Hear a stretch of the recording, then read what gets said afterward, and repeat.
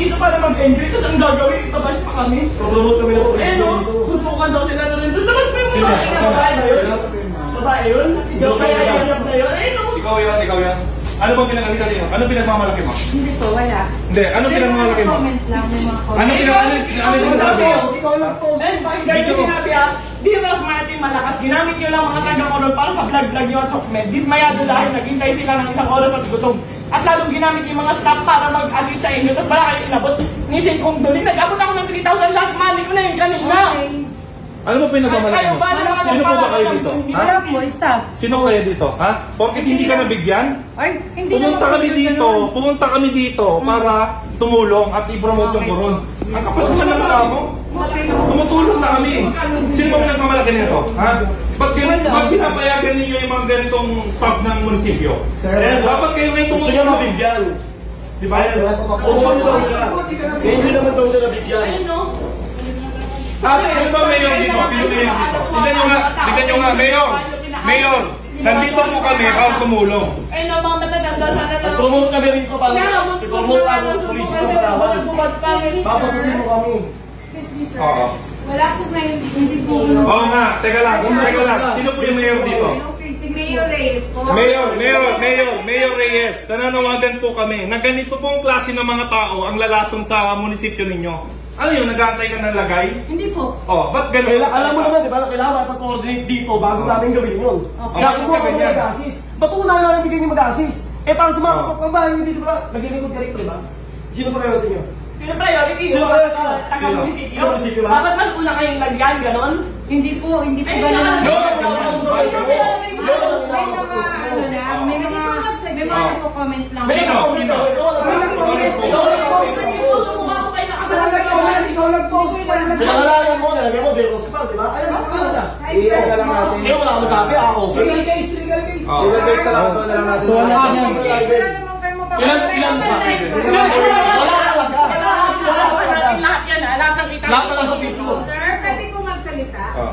Ganito po, si Mayor po nasa truck. Hindi, gusto lang namin iklaro. Ano po ba ang tama? Sangayon po ba kayo sa ginawa niya na pinahiya niya kami? Hindi kami galit sa lahat ng tao dito ha. Sa nag-post lang. Dahan-dahan lang po. Wala kayo ha. Sa nag-post lang. Hindi namin ibigay namin. Sa nag-post lang. Nakaka-renage, lahat po kami kasali sa Isa lang. So, dahan-dahan lang po kausapin natin Kasi, siya na may nandito kami. Tumulong na kami, nandito kami para mag-enjoy. Pumunta kami dito dahil gusto namin mamit yung mga tao. Pinost ko kung ano lang ipamimigay namin. Nakapost naman dun ah. Yung grocery kong gano'n. Tapos ano masama? Wala Ako lang, ano ba yung nakalagay? Ikaw lang. Hindi, okay lang. Ang tapang-tapang mo sa post, ayun, Kung may nag-post pang iba, bakit ka makikipost? Sabi ko diba? Taga-munisipyo ka. Taga-munisipyo ka, alam mo. Dapat di ka lang galit sa ganun. Hindi, tsaka niyaya mo na suntukan eh. Bakit mo niyayaya na suntukan? Ay, ba't pinilabayan ka kayo? Hindi, hindi. Dapat kasama mo? Ipa-explain natin bakit mo siya niyaya. Wala lang. Tape mo lang, gano'n? Sir, ako muna kayo, sir. Pag-usap na lang po tayo ng mahina. Kasi nakaka-high blood eh. May tumulong kami. binastos Wait kami. lang nga, ito So, ha. deserve yan Ang nila. sasabihin pa niya, para daw sa pagbablog. Kumikita pa ako dyan sa pagbablog na hinayupak na yan. Porkat kasi Oh, may pinost pa akong video. May pinost pa akong video. Naka-live lang ako. Kumikita pa yun. Hindi ko kailangan. Atin na po promote ng Palawan. Kaya nga, ngayon, Hindi ikaw ka pa makikita dyan. Gano'n ka sa mga ugali mo. Para yung mga taga-Kalawal, ganyan umaasa ng lagay sa munisipyo. Grabe kayo. Mayor, masisira ka dito. Nandito po kami. Ang yabang. Ano? Ang yabang mo. Alam mo, ang yabang ng pagmumukha. Tumulong na kami. Kami pa'y masama. Paano nang asa to? Ano pangalan ng mayor? Ano pangalan ng mayor? Ano pangalan ng mayor ng Coron? Natag ko. Hindi ko bigyan Tigas sa mukha na ito. Tigas sa mukha na ito. Hindi po ako nagyayabang. Public servant ka ba naman?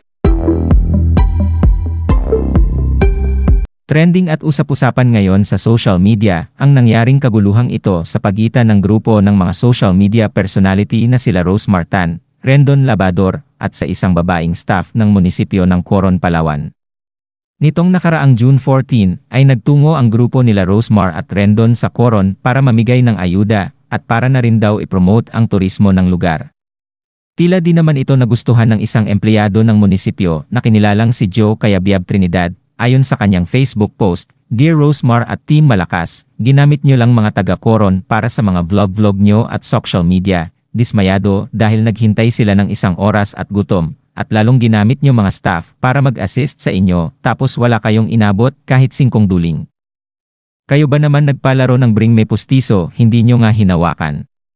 Huwag nyo sabihing malaki pa na ubos nyo kakapamigay kumpara sa kikitain nyo, sana namigay na lang kayo sa daan na tuwa pa mga tao kaysa sa ginawa nyo pinaasan nyo na ginawa nyo pang mga bata, mga matatanda sana na lang inuna nyo, hinahamon ko na nga suntukan si Rendon naghubad pa nga talaga ekis kayo.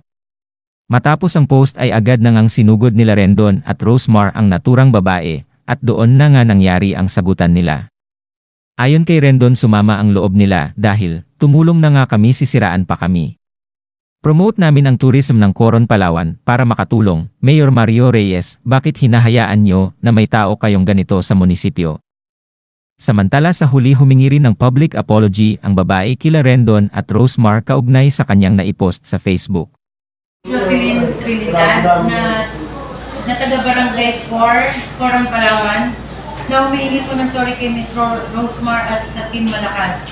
Dahil sa pinost ko po sa social media na Dear Rosemar at Team Malakas, ginagamit nyo lang ang mga taga-Coron para sa mga vlog-vlog nyo at SOCMED.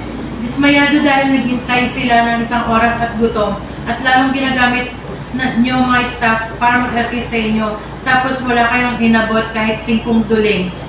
Kayo ba naman na magpalaro ng Bring Me Pustiso, hindi nyo nga hinawakan? Huwag nyo sabihin malaki pa na ubos nyo, kakapamigay kumpara sa kikitain nyo.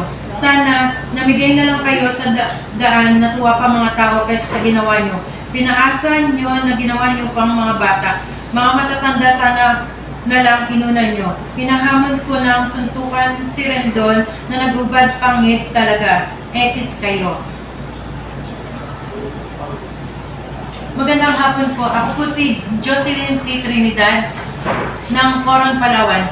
Humihingi po ako ng tawad sa Team Malakas dahil sa ginawa kong masamang pagpo-post sa social media para po sila ay siraan dahil sa hindi po ako nakatanggap ng tulong galing kay Ms. Rosemar at Team Malakas. At humihingi din po ako ng tawad sa paghamon ng suntukan kay Mr. Rendon. Sana po ako ay nakikiusap sa inyong lahat na sila po ay patuloy niyo pong suportahan sa kanilang pagtulong sa tao. At humihingi din po ako ng tawad sa mga taong nasagasaan ng aking maling pagpo-post ko. Sa aking mayor at sa lahat ng opisyales, humihingi din po ako ng tawad sa aking nagawa. Para po kay Ms. Rosemar at Team Malakas, patawad po. Mula sa aking puso. Sana mabuksan niyo pa po ang inyong mabuting kalooban. Sa mga binigay po ng Team Malakas at kay Ms. Rosemar, salamat po sa maraming tulong sa mga tao po dito. Tulad ng cash, bigas at mga gamit at mga groceries. Patawad po, nagmamahal Jo Cayabyab Trinidad.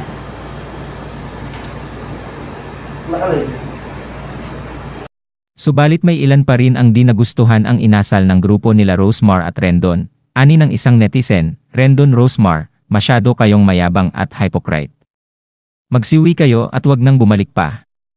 FYI, di kayo kailangan ng Coron. Our people are peace-loving people and our town is known for our hospitality, beautiful islands, and kind people itself. We've extended that to you when you arrived in our place.